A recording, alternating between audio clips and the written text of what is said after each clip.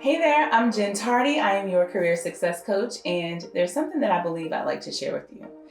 I really believe that in order for employers to really make meaningful impact and increase diversity within their company, they're going to need your help.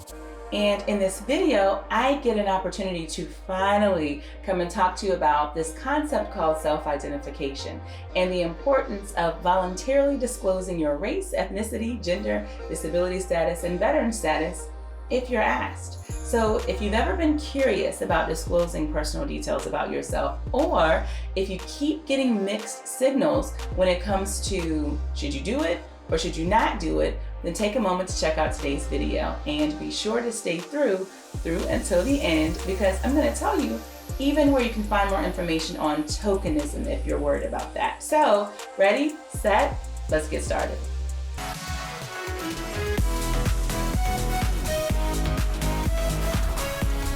Now, a question that I receive kind of frequently is, should I self-identify when I'm applying for open positions?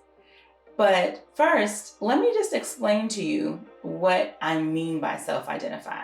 During the application process, an employer may ask you about your race, ethnicity, gender, identity, veteran status, and whether or not you have a disability. To be specific, this question is typically when you are submitting your application online. So it's in your application. Now, you have the option to voluntarily share this information at the time of applying for the role, but if you choose to opt out of sharing this information, I really want you to know that it doesn't hurt you anyway. Now, maybe you've been wondering, will they discriminate with this information? So here's what I want you to know. It's actually illegal for a company to do that. In the US, to hire or to not hire someone based on how they identify, such as their race or gender, it's illegal. And companies that are using a self-ID program are likely using it as a tool to increase diversity, not for discrimination.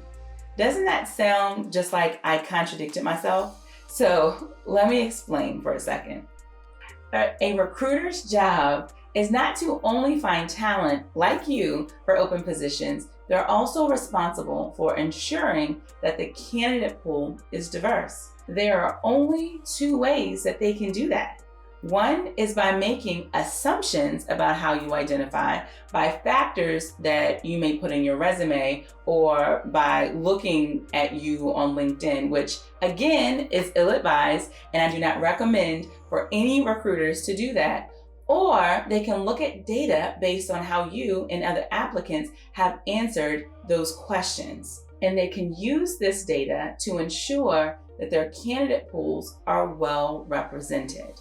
So as we think about factors like race, gender, veteran status, and we begin looking at who's available in the marketplace, when we say that we want to make sure that candidate pools are representative, we want to make sure that if in the US that there are 13% Black people that are available to work, but then we only notice that there's 1% of Black people represented in this candidate pool, then there's an issue.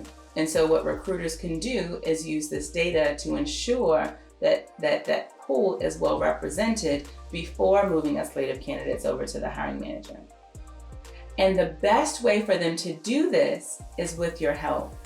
And so keep in mind too that not all employers will ask you these questions or have a self-ID campaign, however, too.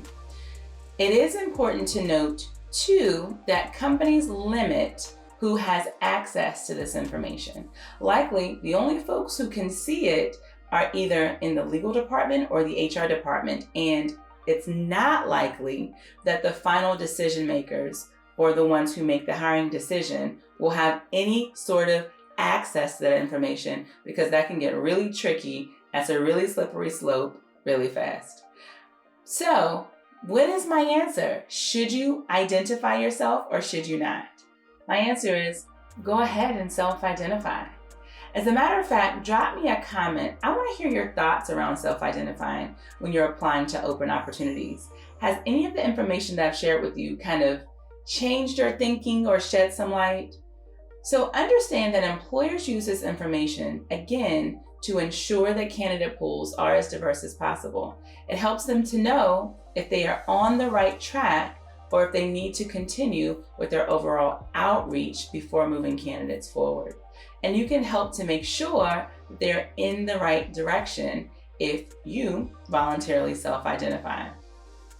And if this conversation makes you a little weary of tokenism or the thought that an employer is only hiring you now because of how you identify, I also want you to take a moment to check out one of our more recent podcasts. It's called The Power of Mindset While Interviewing, where I provide live career coaching to Dwayne, who is concerned about tokenism. So I want you to see what I've shared with him there. And by the way, if you're still here, do not forget to grab a copy of one of our newest guides for job seekers, which is called The Miseducation of the Underrepresented Job Seeker, where I share with you tips and tools and insights that are really going to help to transform some of your beliefs about getting interviewed, getting hired, and even getting promoted once you're inside of an organization. And don't forget that you can find the link below in the description section. So I'm Jen Tardy. I'm your career success coach. I'll see you in the next video. Take care.